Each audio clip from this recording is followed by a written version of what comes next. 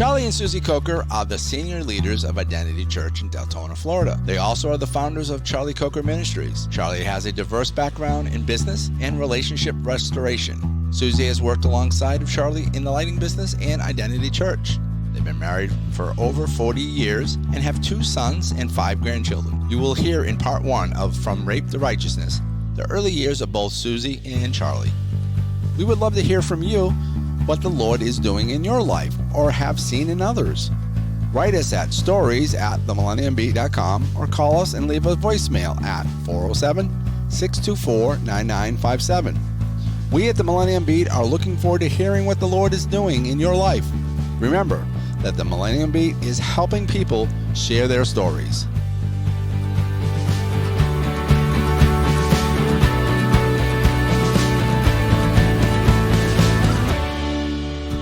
Welcome to the Millennium Beat podcast, where we like to encourage the world one story at a time. Now get ready to hear stories from around the world that encourage and uplift you. Now to the show with your host, Kevin James. Well, hello, everybody. My name is Kevin James. I am the host of the Millennium Beat. I am sitting down with Charlie and Susie Coker, and we're going to talk a little bit about their life and where they were and where they are now. They just happened to celebrate their 40th anniversary. Well, congratulations on that. All right, Charlie, we're going to go back to your early days, like way back. Let's start off. Wow. You were born. Where were you born? And out of my mother's womb in the hospital. I was good. very young when I was born. Yeah. It's interesting, here we just celebrated our 40th anniversary. And one of the things coming up to this 40-year anniversary, Susie and I have just kind of looked at each other and went, can you believe it? I mean, I think more than anybody, we're shocked that we actually made it. And so when Kevin says, I want to interview you and go all the way back to your childhood, I'm like, dude, we have some more current stuff you probably need to know. But he wants to dig in on how we developed to be who we are today. Right. Kevin, to answer your question, I am the youngest child of parents that loved God, were serving God. I have 3 older sisters. I am the baby of the family, and I am the only male child. So I carry the name. I was also born on my mother's birthday. So if you don't think I was spoiled, special, and definitely my mother's favorite, that is part of my developing process. It's interesting that, when you look at, like, me and Susie are both, I mean, she's the baby of her family. 5 sisters and brothers? 3 sisters and a brother. Okay, that would be 5 children, 4 sisters and brothers, and so we're both babies of the family.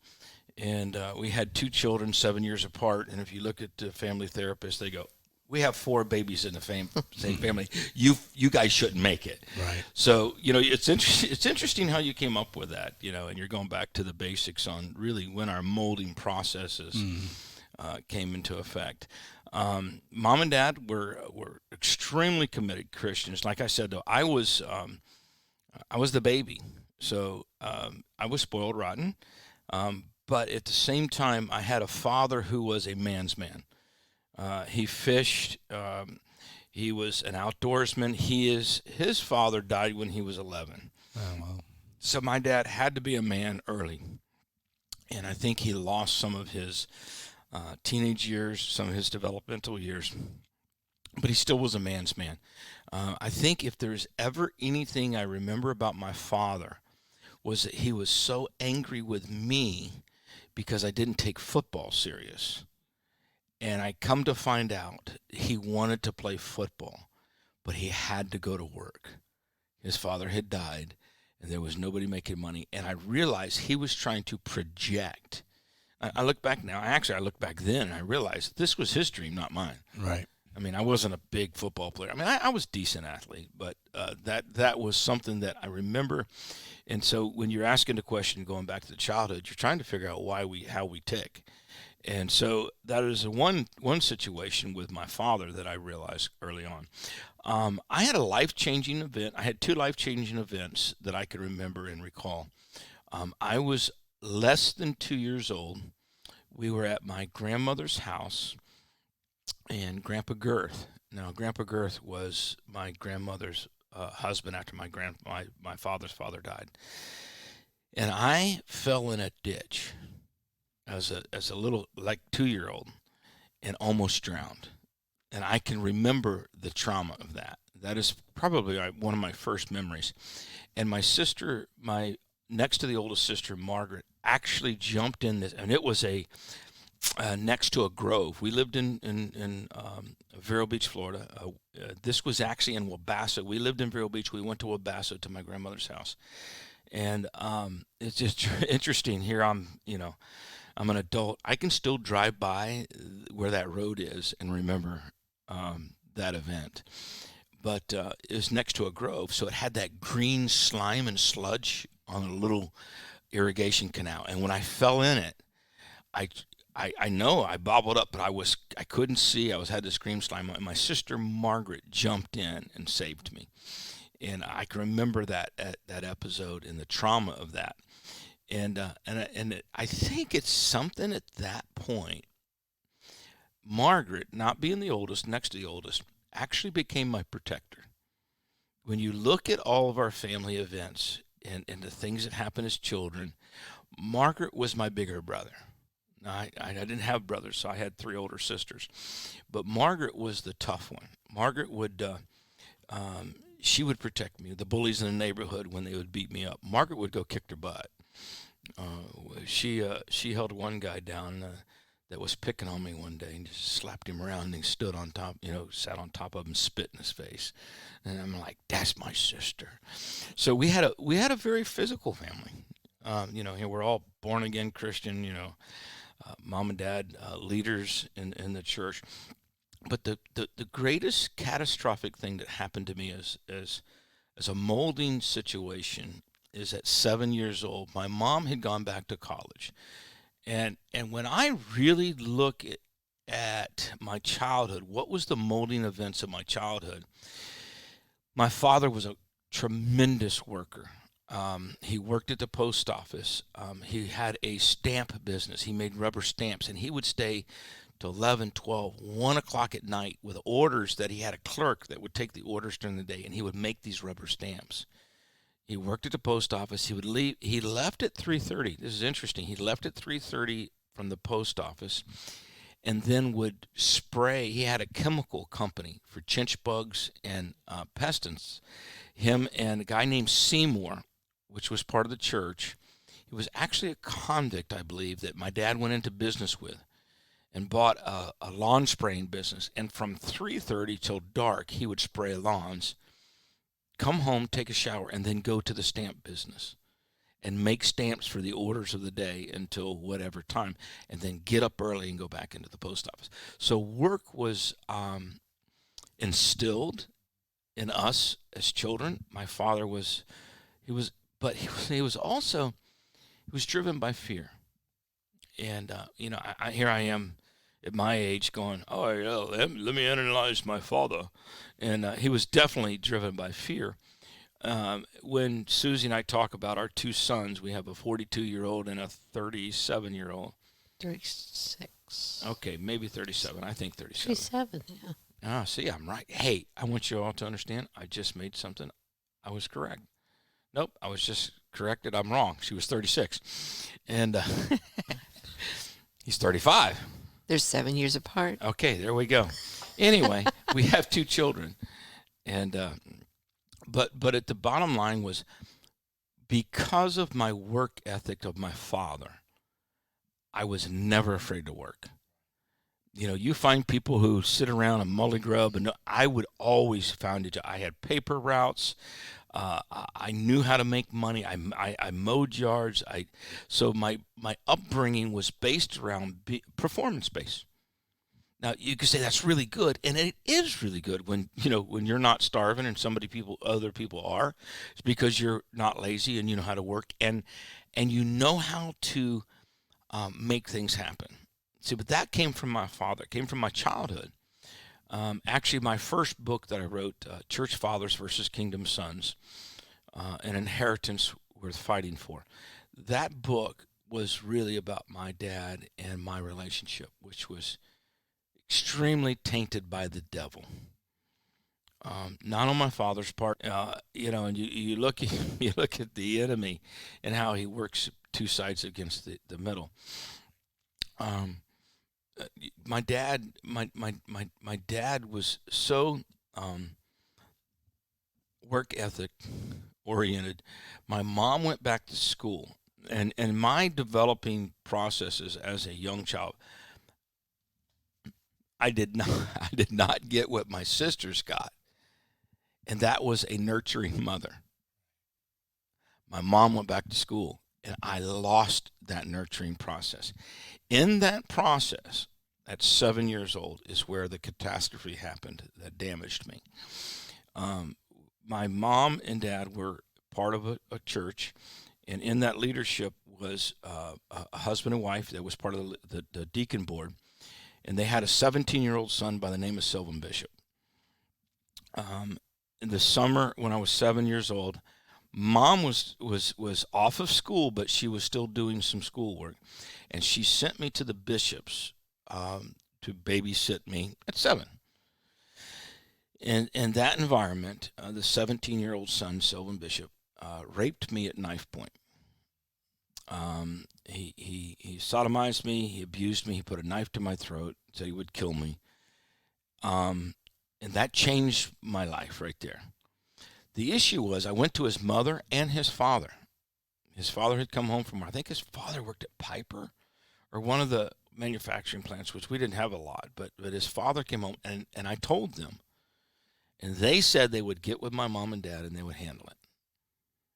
And here I am, 33 years old, and realized that they had never told my father. And so here I had this belief system that my father knew when he didn't know. And I have to tell you, that was the turning point of my relationship with my father. My dad was a man's man. 240, 250 pounds, very little fat on him. I mean, a broad shoulders, broad, big-chested man coming down to a 30-inch waist. He was a man. I have pictures of him. One of my sisters, we saw some pictures of my dad. He had to be somewhere about 19, 20 years old. He was working for Deerfield Groves, and he had 2 100-pound sacks of fertilizer, one on each shoulder. And there's a picture of him with his back holding these big fertilizer. And dude, this dude was ripped. And it had this big barrel chest that went down to a 30-inch waist. And that was the picture he showed me as a young man, that he was angry because he couldn't play football. He had to go to work because he had to make money. He had to provide for my aunt and my grandmother and my uncle. He had a brother. And so all those developmental years, I thought my father knew what had happened with Sylvan Bishop. And so I personally had developed a system. I can say today it became a demonic system of disbelief and lies that my father I perceived him to be a man's man and a fighter, and I considered him a coward because I assumed he actually knew something that he didn't know. And it's really interesting. You say, hey, what shaped and molded you as a child? I'm like, dude, that shaped and molded me. Because what happened is one or two things will happen when you go through a violent abuse. I'm going to say this now, and we'll probably talk about it later. Abusers abuse, and I was abused, and I made up my mind at a very young age I was going to be an angry man, and I had a facade that nobody was going to do that to me again, and I became a fighter, an angry fighter. But I was this tender little boy. Here's the interesting dichotomy that I had was that my mom came back from college and took me to a psychologist, took me to some family counseling, and they were trying to find out what the problem was because I was shutting down emotionally from that abuse. And God spoke to my mother and told her to rock me to sleep every night. And from somewhere about 7.5 years old to almost 12, when it was time to go to bed, my mother would literally get in a rocking chair. I would crawl in her lap, and she would rock me to sleep. She would pray over me. She would prophesy over me. She would tell me Bible stories, and she encouraged who I was. And that was my saving grace. But, you grow up. You're molded from those things.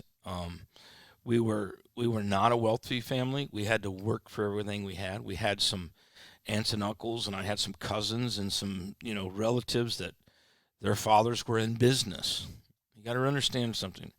Their fathers made the total commitment for business to become builders, masons, and had crews and employees. My father played it safe and did post office with side businesses. Show up at 3:30, spray lawns, gets dark, go do rubber stamps. So he never committed to business. Now, that's a key. You're asking what molded me and shaped me. That was a key. My father was functioning out of fear. He liked the security of the United States Post Office. Now, you could say that in the end, it worked out really well. I mean, he wound up with a retirement. He wound up with government. He didn't do too bad. He died a millionaire, trust me. But I had uncles that died multi-millionaires because they made the decision to be in business. And I say that because I want to jump a little history, because when it was time for me to go in business, my father went to the bank and signed a note. He said this to me in the parking lot. You're young, you can do it now. I was too afraid to be in business. And he helped me get into business. And I've been in business. We've been in the lighting business. We had showrooms and locations and employees, and we've built our family around a family-owned business. But that was my father's dream that he never could do, because he was full of fear and he couldn't make the jump with his responsibilities. So that shaped me and molded me, and then, that kind of takes us up to that 12, 13-year-old coming into maturity and puberty. And I can tell you really want me to be serious in this? Mm-hmm. There was a demonic spirit that came from the pit of hell. And I can give you, and I'm not going to go into detail, but I can give you 3 different scenarios where people, men with a homosexual spirit, attempted to have a relationship with me. And all 3 times, I stuck a .357 in one of them's face. I told one of my bosses that I would kill this man with a hammer if he ever touched me again. And I realized that because of the damage in the wound that I had that had never been healed at knife point, that my sexual trigger had been turned on. And I had gone to Playboy magazines, masturbation, the whole 9 yards. And I really believe that there is a fork in the road for me. I could have gone to the homosexual lifestyle because that spirit was attacking me and was looking for an open door. But because of a strong male figure of a father, that really was not an option for me. And that one factor, that father in the house, whether I held some stuff against him, whether he was a jerk, whether he was tough, whatever, he was tough. But that factor kept me from the homosexual side. Now, it's not good that I went to the pornography, chasing women, becoming dominant. No one tells me no. It's actually rebellion. I'm actually attempting to write another book right now. God's given me the title. He gave me the title 20 years ago with this, when I dealt with some of my own rebellions because of my lifestyle, some of the childhood things you're asking me about. The title of the book is Jesus, the Man of Rebellion. It's a really interesting concept of how God showed me how the spirit of rebellion came from the Father for Jesus to rebel against the system of his day. But if you don't know how to walk in love and know who you are, rebellion will kill you. But if you do know how to walk in love, rebellion will actually give you resurrection power. And so that's just a little blurb, That's good. We'll learn a little bit more about who you are and what, you're talking about your dad being a worker and diligent at working multi things, and you definitely have the ability, but also you I can worked see the for personality me one time. Is like that. I mean, not How'd that work out for you? But Tried to. You work hard, yeah. Oh, okay. Let me interview the interview here. Try to work. It's right. Well, I was thinking about the old saying about a motorhome or a boat. The best 2 days of the life of a motorboat owner or a motorhome owner, the day you buy it and the day you sell it. So, what's the best days of working for Charlie? The day you started and the day that I was done. But you know what? It's funny. We talk about our childhood and where we're at as adults, and one of the mind shaping jokes that I witnessed as a 12-year-old. We were building a church. My father he was off Mondays and Tuesdays. And during that construction site, he went to the church and worked. So when I got out of school, he picked me up and we went back to the church and worked. And we were working, a guy named Bud Gurney. He was a wealthy man who lived in the Moorings, exclusive community. And we were all working. There was 7 or 8 people working. My dad was running this section of this construction site, and J.B. Walker was there, and Uncle this and Uncle that. I mean, it was a big church family thing. And my dad was shouting orders. My dad was like, get this done and get this done. And Bud Gurney, the wealthiest man in our community, the wealthiest man in our church, looked at my dad with disgust. And he says, C.L. Coker, Rome wasn't built in a day. And I'm 12 years old watching this confrontation. And my dad looked at him and he goes, Bud Gurney, I wasn't foreman on that job. And I have told that story 1,000 times, but something impacted me that day about hard work. Rome wasn't built in a day. I wasn't foreman on that job. Right. Yes, I was going to say, that molded me. And, some of the things as our childhood mold us. And I think that we have to filter through that molding. Was it good? Was it bad?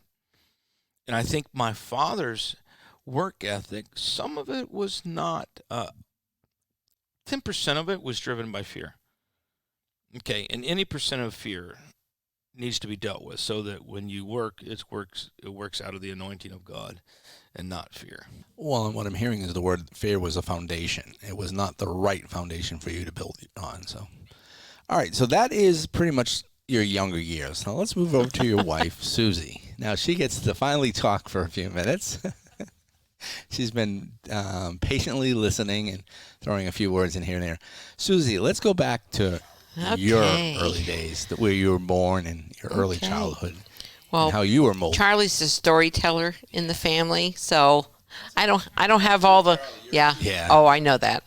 That's okay. I don't have to the be a Charlie. stories You're to a Susie tell. Coker. Not... I make fun of him, so that's all right. I forgive you. Anyway, the thing that you've been married for 40 years and you're still sitting across from each other and talking is a good thing. What was that book? The 5 Love Languages. Yeah, the 5 love languages. Susie and I added the 6th love language. It's called harassing humor. Harassing humor. Yes. Oh, yes. Harassment. Humor goes a long way in our marriage. Yes. Yeah, I heard you say that a few times at church. Anyway, like Charlie, I was born in Vero Beach, Florida. I was the youngest of 5 children, and my parents stayed married, the whole time until one of them died. I had a good childhood. Didn't kind of, seeing from where Charlie comes from, it seems like they had a lot of. They were the rich people compared to us. No, we weren't. Anyway, I had a good childhood. We didn't have all the things going on, like, what Charlie speaks about and all the hoopla going on. My father was more of a quiet man. He didn't ever really want to spank us because he was afraid he would hurt us, especially as girls. He wouldn't. So my mom was more of the disciplinarian. But we grew up going to church. My mom was my Sunday school teacher for most of my younger years. When I was about 9 years old, that's when all the tent revivals were going on. And I went with my mom a lot to those tent revivals. I would, go on school nights, and when it got late, I'd throw a blanket down on the dirt floor and go to sleep for the night. So I did a lot of things with my mom, and being the youngest, like when they had a prayer line, like they had a little building and she would take her time, and go and stay at the little building and, take phone calls from people. I would always go with her there. And, so being the youngest, I did a lot of things with her, and grew up that we would have like a pal day that we could go around and, be, mom with her youngest daughter. And so I have a lot of good memories. We had our little sibling rivalry, but yeah, I had a good childhood. Now, you said you were the youngest. Were you close to any of your other siblings? Well, yeah, I shared a bedroom with my sister, and I was close with her if I was afraid, and, be able to, sleep with her. I'm afraid. And now, how from you? Okay, I'm looking at like my family. I always say I am an only child of 5 because there was my sister, my brother, my sister, my brother. Along 6 years later, there was me. So I'm actually closest to my oldest sister, which actually became like my mother, which I have to call on Sundays and stuff like that. If I don't, she'll call me. But was there anybody in your family that you bonded with more than one over the other? I think sometimes maybe the different personalities for different things. We were probably both pretty. The next child after me, before me, was my sister Marilyn, and she's 60, 61. And then, do what? She's 4 years older than you. No. 3. 2. Oh my God, Charlie, you're older than she's your age. Wow. Oh my God. The truth is revealed. Wow. You heard it here first. He knows he's married a younger woman. He just thinks I'm younger than him. I've hidden my age well. I'm speaking faith, baby. With this quarantine going on, though, he'll find out my real age. But anyway, no, and then my next sister after that, they were, I believe, 14 months apart. And then a couple years after that, I have another sister, and then my brother. My brother wasn't ever too close to him because it was such a, wide age gap. Yeah. I think the only reason why my family is that I'm close to my oldest sister. It used to drive her crazy because I was in this 12 years between us. So when she was like 12, I was just born. So what does the oldest child usually end up having to do? Take care of their youngest siblings. So she had to push me around in the cart and stuff like that. And then the people would come up. Oh, he's adorable. Is that yours? No, it's my brother. And it used to tick her off because I am not her kid. I'm her little brother. But there's 12 years apart. You found out my oldest sister, Becky, she went to a therapist one time and found out that she hated me. Because when Mom got pregnant with me, Dad told her that she was going to have to do more work. And so she finds out from a therapist she never liked me. And I'm like, I can tell you that. We didn't need a therapist. The truth is revealed. But, so you had, you didn't have a distant relationship, but you didn't have, some sisters hang out together, they bond, and they do everything they can. Right. I think the 2 sisters closest to me, they kind of more, I think, maybe hung out together, I think, we had fun as a family. My brother was the one who, he would make all these crazy inventions and have us kids, his sisters try them out, which they were so dangerous, Oh, yeah. But yeah, we had, fun run neighborhood and things like that. Right.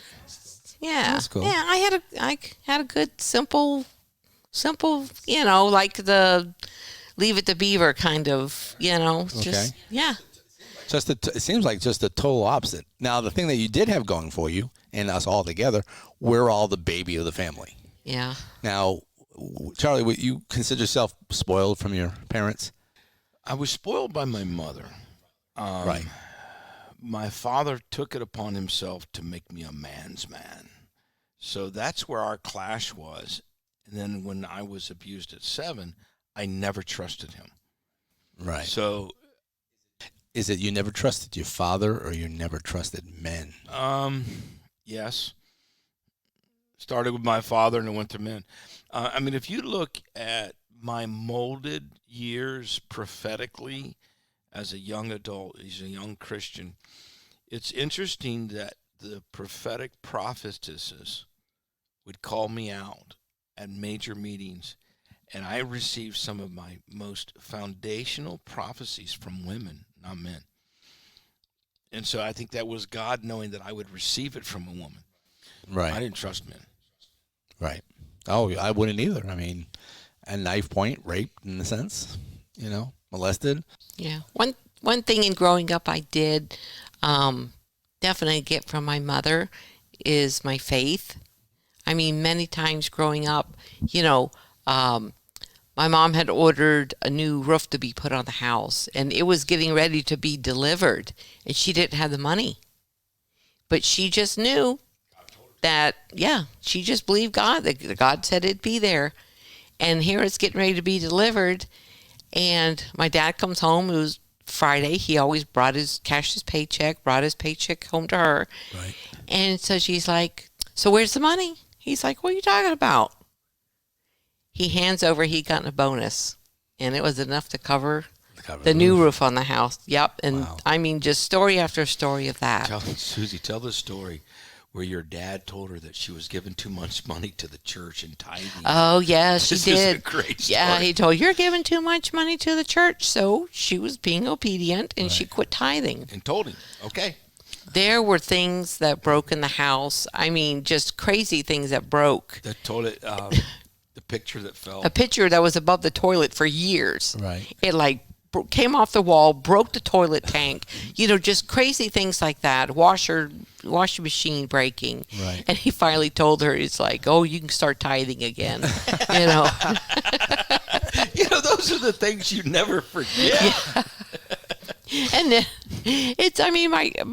my dad was a Christian, but it's like when me and my mom, my sister started going to the tent revivals, and my dad didn't go, but he would be at work. He worked construction. Right. This is fun. And he would hear them talking about the other people on the job, talking about these crazy people in the tent revivals, of how the women were taking their bras and waving their bras around. What it was the hankies, the white hankies, These or construction workers were telling Glenn they were that the women were taking their bra off. or they were smoking pot. What it was, they used to have those picks. They were for mosquitoes. They were like these round. They would burn in a circle, and that's what they were seeing. But anyway, my dad would hear all these stories, and he didn't dare say, oh yeah, my wife and kids go down there. But we had, even from going there, and we had family members that quit talking to us, and but I grew up and had great faith from her, so that was cool. That was awesome. Yep, that's good. You've been listening to the Millennium Beat with your host Kevin James. I've been sitting down with Charlie and Susie Coker talking about their early part of their lives. We'll pick up next week from their teenager years and on. You'll hear things such as Susie getting pregnant at an early age of 15, and Charlie not even accepting the fact that it was his child. So tune in next week to hear more of Charlie and Susie Coker's story, From Rape to Righteousness, Part 2. Thanks for tuning in today to the Millennium Beat podcast. I hope you heard something that was encouraging to you. We'd like to hear from you with your story, so write us at stories@themillenniumbeat.com or give us a call at 407-624-9957 and leave us a voicemail. You may also find us on social media, Facebook, Twitter, Instagram, and we have a YouTube channel. Please like us and share us with your friends. You may also go to our website at themillenniumbeat.com, and you'll find our podcast and our YouTube video.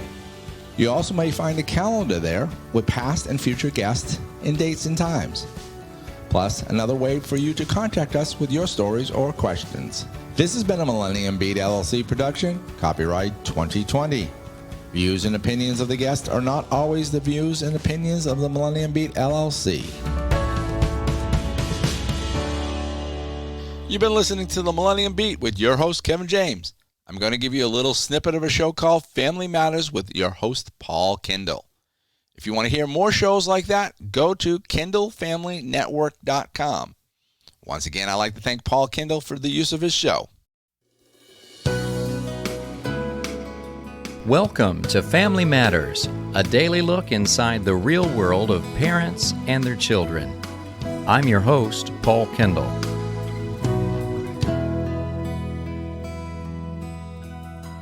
A good work ethic is more valuable than gold. But take a look around our society and you'll see many people who have little to no work ethic at all. The Bible is very clear concerning this.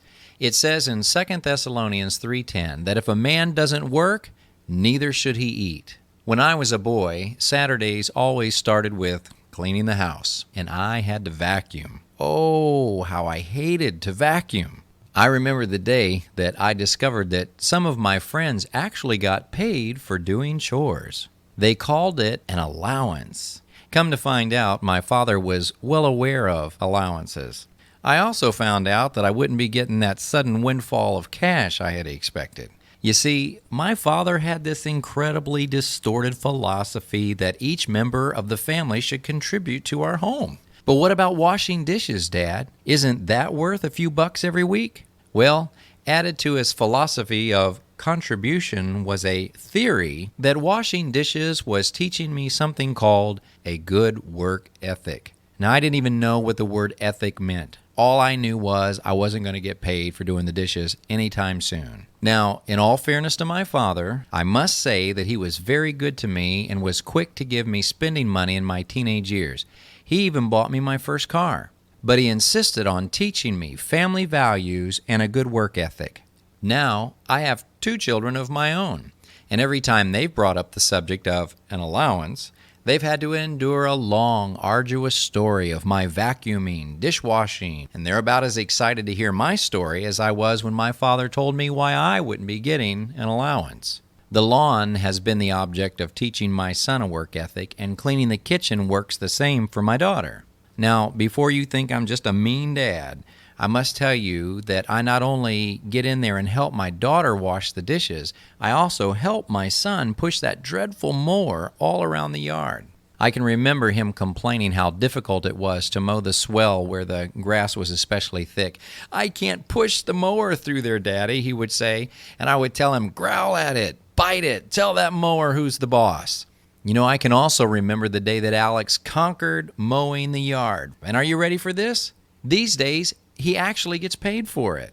Opinions of allowances aside, I know you want your children to grow up with good work ethics. So devise your own plan to teach them a good work ethic. And most importantly, be involved with them in the process. One day, they will thank you for it. I'm glad that I was taught a good work ethic because every Saturday morning, guess what my wife wants me to do?